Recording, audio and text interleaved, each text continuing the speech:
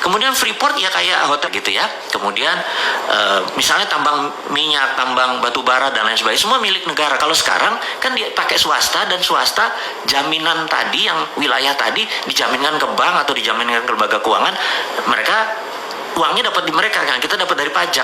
Jadi kalau ke depan, kalau benar-benar ingin menerapkan SWF, Sovereign Wealth Fund, sebagai strategi untuk membangun ekonomi, itu bisa membuat Indonesia berdaulat. Tapi sahabat semua, ada kelompok orang yang tidak ingin SWF itu dipakai. Indonesia bisa menjadi negara berdaulat gitu ya. Kemudian lagi, kita mempromosikan TINA. TINA adalah there is no alternative. Anda bayangin, there is no alternative itu adalah sebuah gerakan ekonomi. Pada saat kita lakukan, orang nggak punya alternatif lain kecuali melakukan itu. Contoh ya, kita tahu ada 5.600 triliun uang di bank saat ini. Jadi Anda yang taruh 1 miliar di bank, ada yang 1 triliun di bank, Anda dapat deposito bunganya misalnya 50 miliar setahun. 1 miliar itu uang 1 triliun tadi Anda dapat 50 miliar. Anda bayangin, kalau seandainya TINA diterapkan, there is no alternative, di mana bunga deposito adalah 0 gitu ya, apa yang terjadi? Anda yang biasanya punya 1 miliar setahun, 50 miliar setahun, karena uang Anda banyak sekali, saya nggak tahu dapatnya dari mana, mendadak Anda nggak dapat income. Apa yang Anda lakukan? There is no alternative. Nah, karena itu nggak ada alternatif lain, uang itu keluar, setengahnya mungkin keluar, dan langsung menjadi sektor-sektor real, langsung menjadi bantu UKM, bantu tanah, langsung dia berusaha, dan itu ekonomi muter dalam seketika. Jadi sahabat semua, itu adalah TINA.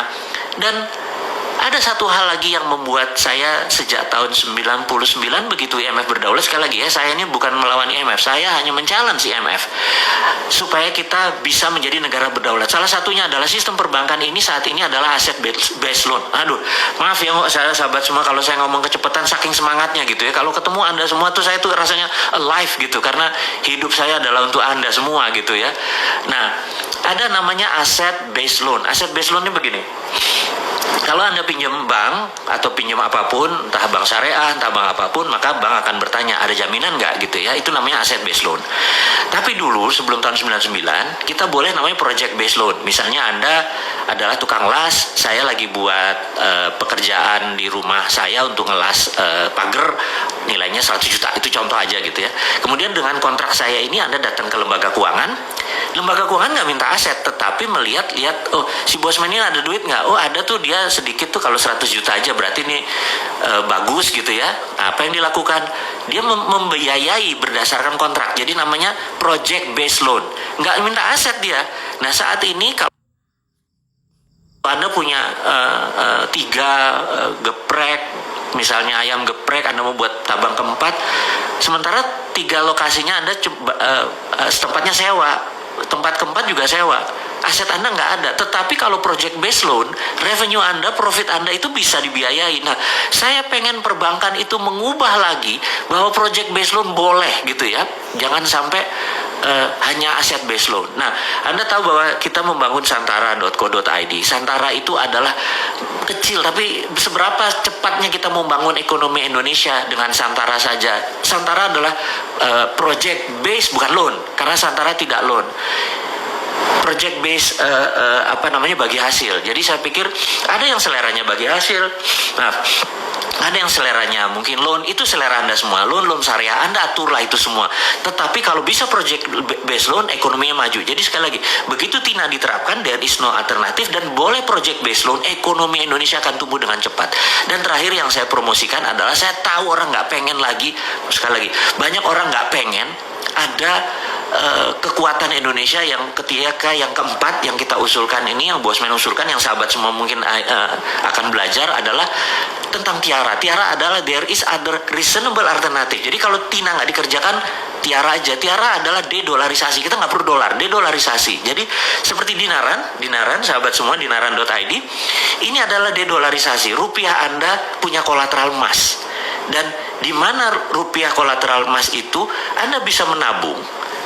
Tapi Anda kalau mau transaksi, Anda tinggal pindahin, mau pindah ke Dana, mau pindah ke OVO, mau pindah ke rekening Anda di bank lain, tapi ada fee-nya tentunya, atau pindah ke Dinaran Card, ada debit card, itu pindah, Anda transaksikan karena debit card pakai GPN, Anda bisa transaksikan dimanapun di seluruh Indonesia. Dan ini adalah solusi-solusi kecil daripada bosman ini sebagai provokator doang, ngomong doang, nggak ada konsep. Saya nggak mau dibilang kayak gitu. Saya pengen generasi muda itu mencontoh walk the talk. Jadi saya lupakan maksud saya akan membangun supaya teman-teman melihat dengan mata kepala. Yuk kita bangun, kita ada Santara, kita ada Dinaran. Dinaran adalah bentuk tiara didolarisasi. Jadi sekali lagi teman-teman, Dinaran adalah personal SWF. Jadi kalau ini hanya sebagai contoh, suatu hari begitu mereka ngerti, mungkin banyak pejabat negara menyatakan apa sih sovereign wealth fund itu, dia belajar lu nggak terlalu sempat karena pekerjaannya terlalu sibuk gitu ya. Jadi Dinaran itu personal sovereign wealth fund. Jadi begitu Anda taruh, Anda punya underlaying, uang Anda punya underlaying gitu ya. Nah, suatu hari begitu mereka mengerti, oh itu yang maksudnya personal personal sovereign wealth fund, sehingga negara juga bisa dong punya sovereign wealth fund untuk printing money, apapun itu akhirnya melek juga gitu ya. Sekali lagi sahabat semua, ini adalah contoh-contoh yang akan kita kerjakan ke depan. Kita tahu banyak yang nggak suka. Jadi orang yang menyerang kita ini, menyerang saya, menyerang Anda semua, itu kebanyakan mereka tidak ingin Indonesia berdaulat. Percayalah, behind cara mereka berpikir, mereka adalah putra bangsa yang nggak ngerti apa yang mereka kerjakan. Mereka kritik aja bisanya tanpa solusi. Jadi yang mereka takut kita melawan UNCLOS. Mereka takut kita menerapkan MMT. Mereka takut kita menjalankan TINA sehingga Indonesia menjadi berdaulat, sehingga Indonesia lebih besar dari Cina, Indonesia lebih besar dari Amerika. Mana mau. Di belakang mereka itu adalah provokator-provokator yang pro negara tadi, yang mereka sendiri tidak tahu menjadi pion-pion dari prinsip-prinsip bernegara asing tadi. Jadi ke depan apa yang dilakukan? Kita harus menyatakan bahwa kita harus punya sistem baru. Sistem baru. Kenapa?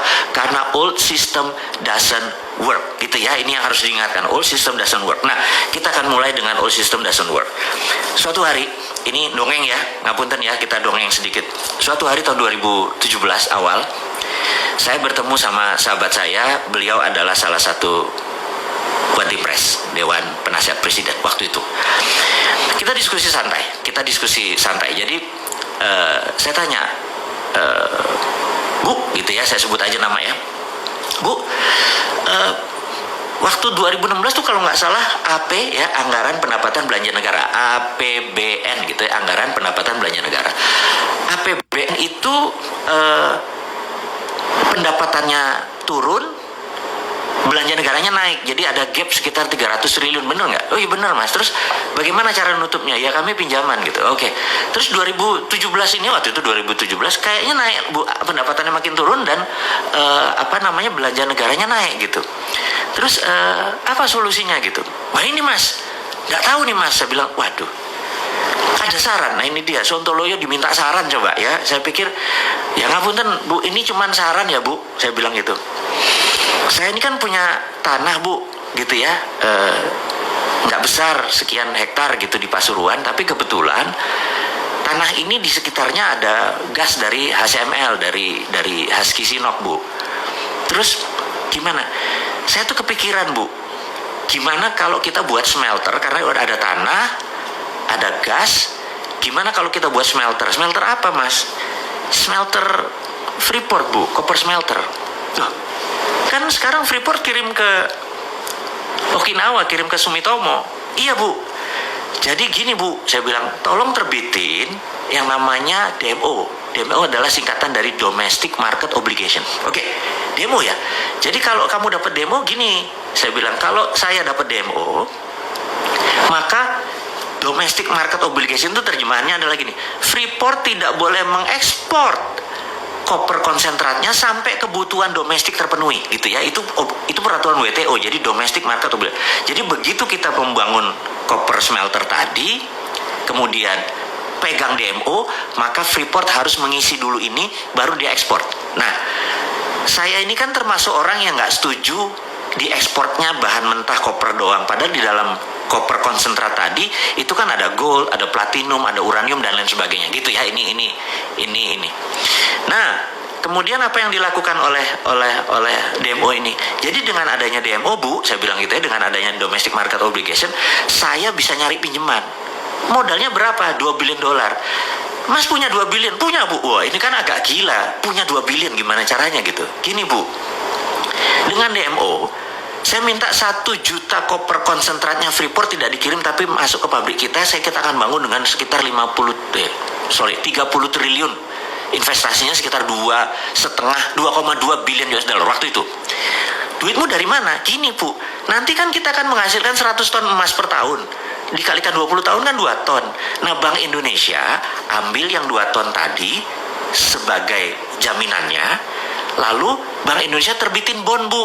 Bond. Jadi Bank Indonesia nggak usah keluarin duit, terbitin aja bond selama 20 tahun ke depan nilainya 6 billion dolar. Nah, dengan bond 6 billion dolar itu, Bu, saya ke pasar internasional saya bisa cari duit untuk membangun 2,2 billion. Jadi saya moderat, modal dengkul urat, Bu, gitu. Oh, ibunya ngakak gitu ya. Oke, saya paham.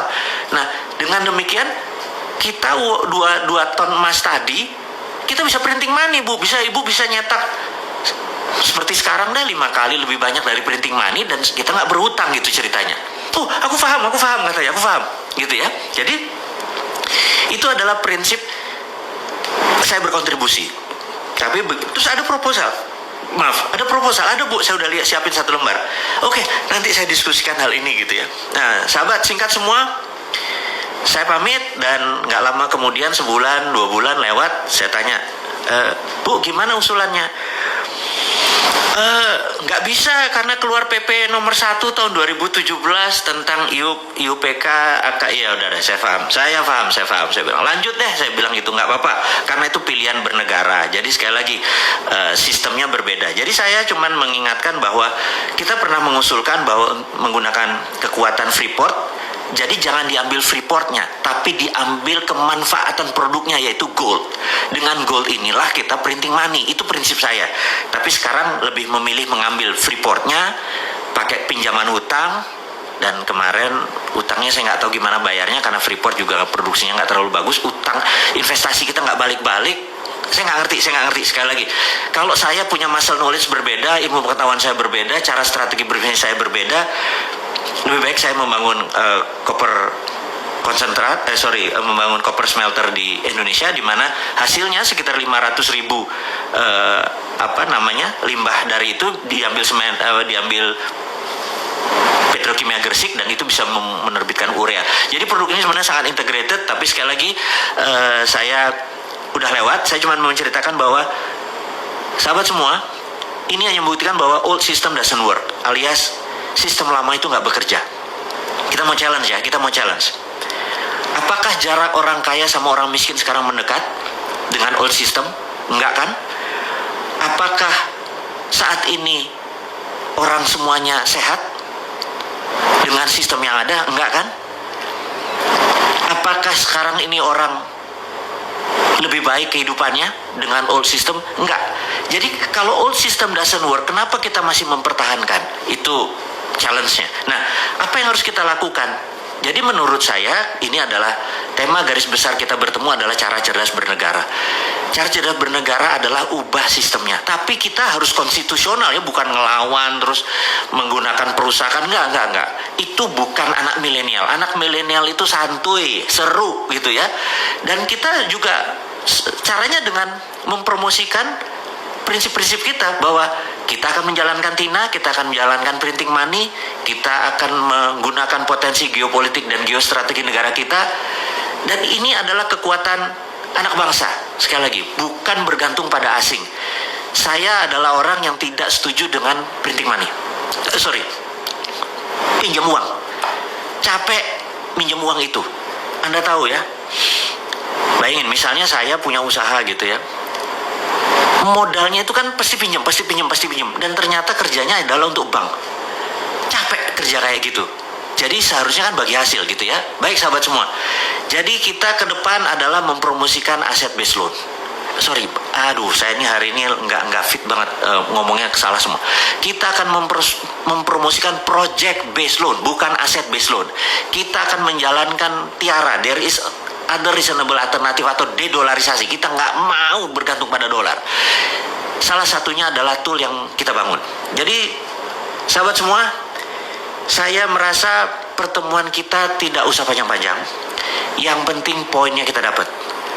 Jadi ke depan saya akan banyak mengajarkan tentang yang lebih detail lagi, cara cerdas bernegara, hari ini kita hanya membicarakan karena santai, karena kita akan mulai bentar lagi PSBB akan dibuka. Saya pikir kita akan mulai bisnis as usual.